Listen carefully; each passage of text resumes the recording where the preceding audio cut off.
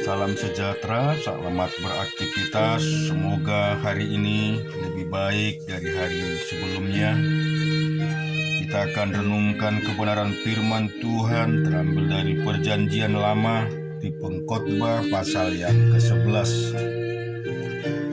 Lemparkanlah rotimu ke air, maka engkau akan mendapatnya kembali lama setelah itu. Berikanlah bahagian kepada 7, bahkan kepada 8 orang, karena engkau tidak tahu malapetaka apa yang akan terjadi di atas bumi.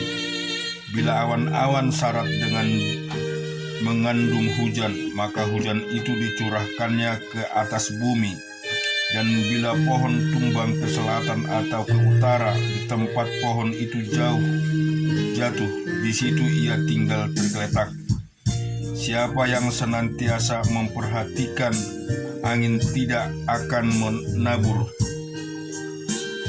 dan siapa yang senantiasa melihat awan tidak akan menuai.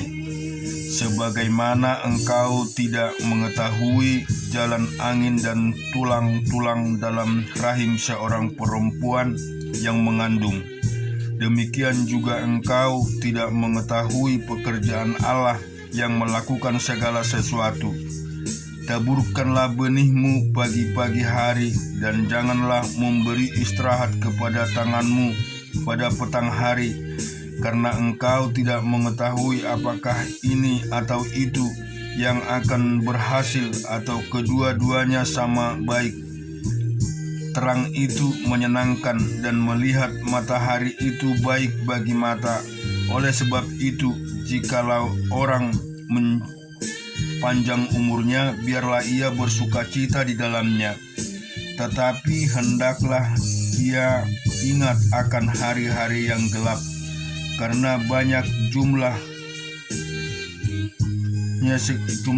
segala sesuatu yang datang adalah kesia-siaan. Bersukarialah hai pemuda dalam kemudaanmu, biarlah hatimu bersuka pada masa mudamu, dan turutilah keinginan hatimu dan pandang matamu. Tetapi ketahuilah bahwa karena segala hal itu Allah akan membawa engkau ke pengadilan. Buanglah kesedihan dari hatimu, dan jauhkanlah penderitaan dari tubuhmu, karena kemudahan dan fajar hidup adalah kesia-siaan. Demikian juga di dalam Mazmur 111. Aku mau bersyukur kepada Tuhan dengan segenap hati, dalam lingkungan orang-orang benar dan di dalam jemaah. Besar perbuatan-perbuatan Tuhan, layak diselidiki oleh semua orang yang menyukainya. Agung dan bersemarak pekerjaannya, dan keadilannya tetap untuk selamanya. Perbuatan-perbuatannya yang ajaib dijadikannya peringatan.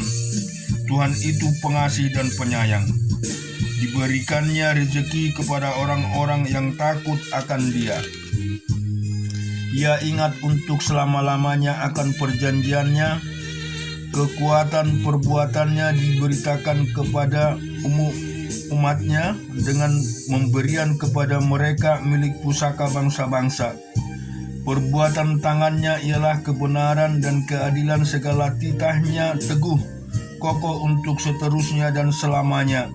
Dilakukan dalam kebenaran dan kejujuran, dikirimnya kebebasan kepadanya umatnya.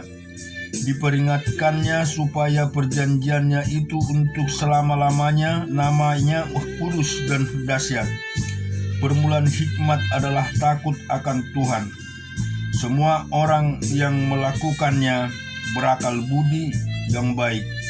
Puji-pujian kepadanya tetap untuk selama-lamanya. Dan kita juga melihat juga kebenaran firman Tuhan di dalam Yosua pasal yang ke-23. Lama setelah Tuhan mengaruniakan keamanan kepada orang Israel ke segala penjuru terhadap semua musuhnya. Dan ketika Yosua telah tua dan lanjut umur, dipanggilnya seluruh orang Israel, para tua-tua, para kepalanya, para hakimnya dan para pengatur pasukannya, dan berkata kepada mereka, "Aku telah tua dan sangat lanjut umur, dan kamu ini telah melihat segala yang dilakukan Tuhan Allahmu kepada semua bangsa di sini demi kamu, sebab Tuhan Allahmu dialah yang telah berperang bagi kamu. Ingatlah, aku telah membagikan dengan membuang undi bangsa-bangsa yang masih tinggal ini kepada suku-sukumu menjadi milik pusakamu, seperti juga semua bangsa yang telah kau lenyapkan hari itu, mulai dari sungai Yordan sampai ke laut besar di sebelah matahari terbenam. Dan Tuhan Allahmu dialah yang akan mengusir dan menghalau mereka dari depanmu, sehingga kamu menduduki negeri mereka seperti yang dijanjikan kepadamu oleh Tuhan Allahmu. Kuatkanlah benar-benar hatimu dan memelihara dan melakukan segala yang tertulis dalam kitab hukum Musa, supaya kamu jangan menyimpang ke kanan atau ke kiri, dan supaya kamu jangan bergaul dengan bangsa-bangsa yang masih tinggal di antaramu itu, serta mengakui nama Allah mereka dan bersumpah demi nama itu dan beribadah atau sujud menyembah kepada mereka. Tetapi kamu harus berpaut pada Tuhan Allahmu, seperti yang kamu lakukan sampai sekarang. Bukankah Tuhan telah menghalau bangsa-bangsa yang besar dan kuat dari depanmu, dan akan kamu ini seorang pun tidak ada yang tahan menghadapi kamu sampai sekarang. Satu orang saja daripada kamu dapat mengejar 1000 orang, sebab Tuhan Allahmu dialah yang berperang bagi kamu seperti yang dijanjikannya kepadamu. Maka demi nyawamu bertekun mengasihi Tuhan Allahmu, sebab jika kamu berbalik dan berpaut kepada sisa bangsa-bangsa ini yang masih tinggal di antara kamu, kawin-mengawin dengan mereka serta bergaul dengan mereka dan mereka dengan kamu, maka ketahuilah dengan sesungguhnya bahwa Tuhan Allahmu tidak akan menghalau lagi bangsa-bangsa itu dari depanmu, tetapi mereka akan menjadi perangkap dan jerat bagimu, menjadi cambuk pada lambungmu dan duri di matamu, sampai kamu binasa dari tanah yang baik ini, yang telah diberikan kepadamu oleh Tuhan Allahmu. Maka sekarang sebentar lagi aku akan menempuh jalan segalanya empana. Sebab itu insaflah dengan segenap hatimu dan segenap jiwamu, bahwa satu pun dari segala yang baik yang telah dijanjikan kepadamu oleh Tuhan Allahmu tidak ada yang tidak dipenuhi. Semuanya telah digenapi bagimu, tidak ada satu pun yang tidak dipenuhi. Tetapi seperti telah datang atas kamu segala yang baik yang telah dijanjikan kepadamu oleh Tuhan Allahmu, demikianlah Tuhan akan mendatangkan atas kamu segala yang tidak baik, sampai Ia telah memusnahkan kamu dari tanah yang baik ini yang diberikan kepadamu oleh Tuhan Allahmu. Apabila kamu melangkahi perjanjian yang telah diperintahkan kepadamu oleh Tuhan Allahmu dan pergi beribadah kepada Allah lain dan sujud menyembah kepada mereka, maka murka Tuhan akan bangkit terhadap kamu, sehingga kamu segera binasa dari negeri yang baik yang telah diberikannya kepadamu. Kita juga renungkan firman Tuhan dari Perjanjian Baru yang terambil dari Yohanes.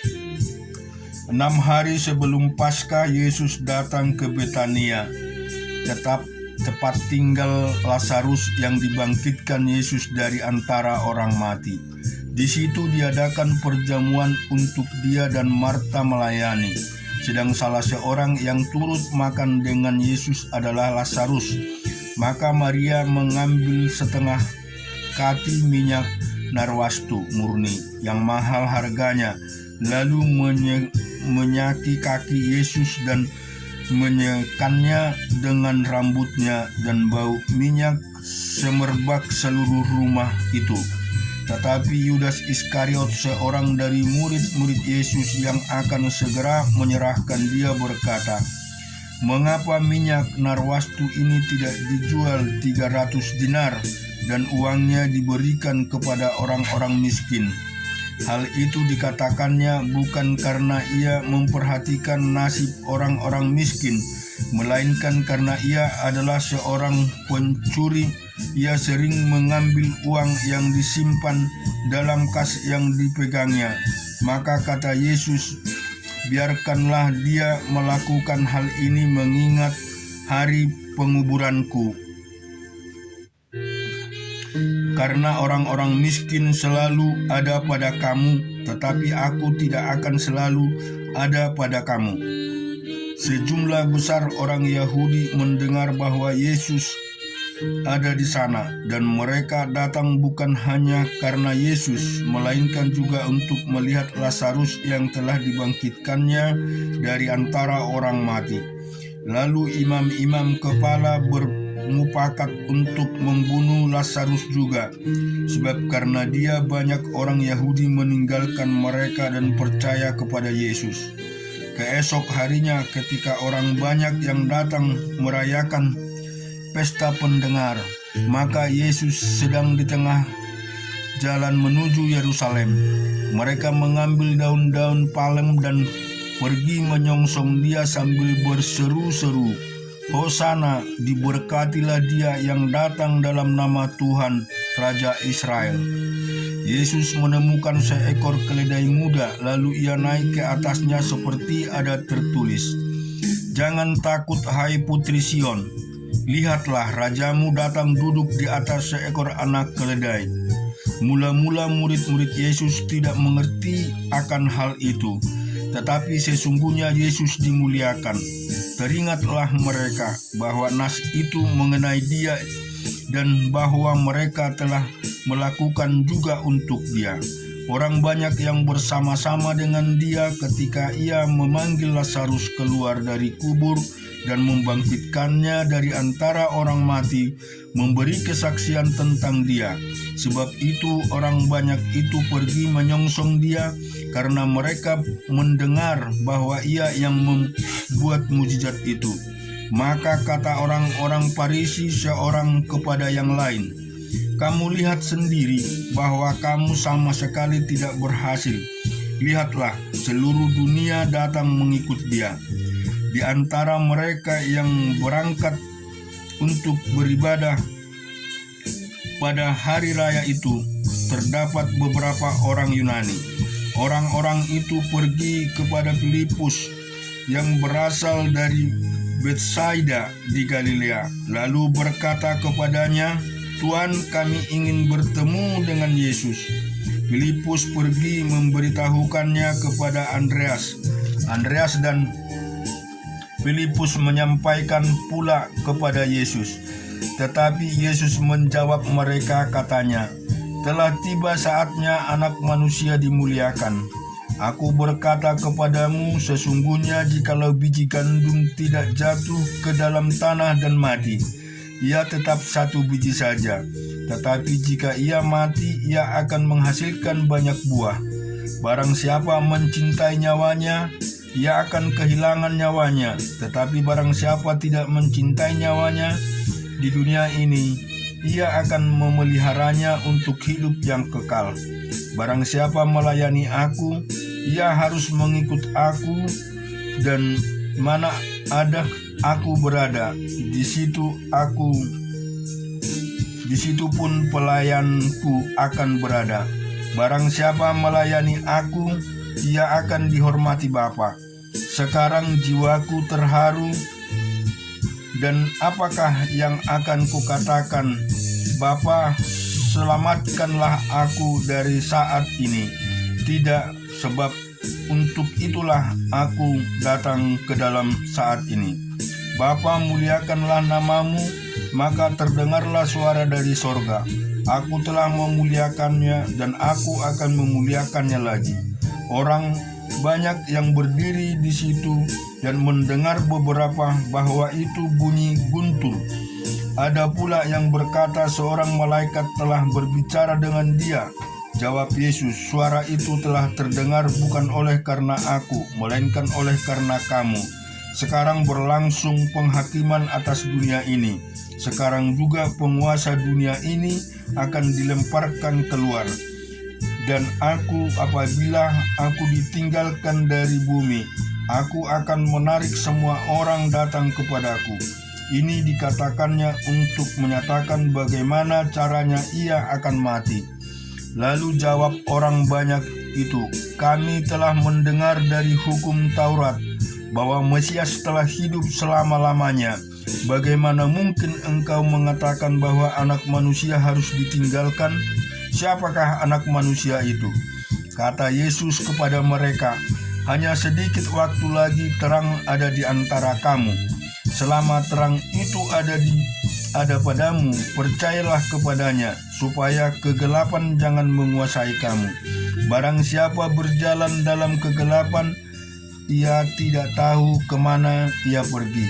Percayalah kepada terang itu, selama terang itu ada padamu, supaya kamu menjadi anak-anak terang. Sesudah berkata demikian, Yesus pergi bersembunyi dari antara mereka. Dan meskipun Yesus mengadakan begitu banyak mujizat di depan mata mereka, namun mereka tidak percaya kepadanya. Supaya genaplah firman yang disampaikan oleh Nabi Yesaya, Tuhan, siapakah yang percaya kepada pemberitaan kami, dan kepada siapakah tangan kekuasaan Tuhan dinyatakan? Bagaimana itu mereka tidak dapat percaya? Sebab Yesaya telah berkata juga, Ia telah membutakan mata dan mendegilkan hati mereka, supaya mereka jangan melihat dengan mata dan menangkap dengan hati, lalu berbalik sehingga aku menyembuhkan mereka. Hal itu dikatakan oleh Yesaya karena ia telah melihat kemuliaannya dan telah berkata-kata tentang dia. Namun banyak juga di antara pemimpin yang percaya kepadanya, tetapi oleh karena orang-orang Farisi, mereka tidak mengakuinya berterus terang, supaya mereka jangan dikucilkan, sebab mereka lebih suka akan kehormatan manusia daripada kehormatan Allah. Tetapi Yesus berseru katanya, barang siapa percaya kepadaku, ia bukan percaya kepadaku, tetapi kepada Dia yang telah mengutus aku. Dan barang siapa melihat aku, ia melihat Dia yang telah mengutus aku. Aku telah datang ke dalam dunia sebagai terang, supaya setiap orang yang percaya kepadaku jangan tinggal di dalam kegelapan. Dan jikalau seorang mendengar perkataanku, tetapi tidak melakukannya, aku tidak menjadi hakimnya, sebab aku datang bukan untuk menghakimi dunia, melainkan untuk menyelamatkannya.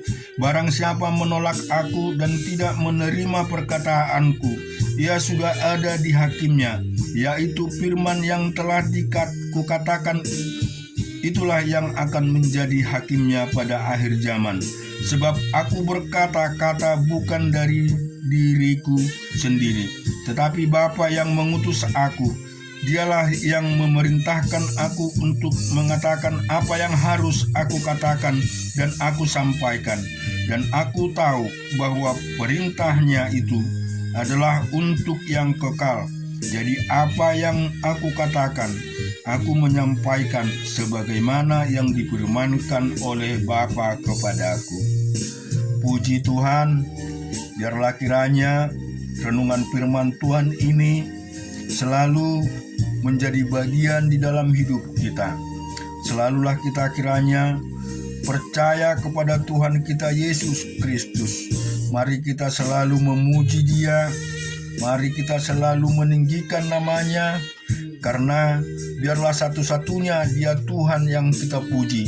Jangan ada Allah lain di hadapan kita, karena Dialah penyelamat dan penolong hidup kita. Amin. Tuhan memberkati.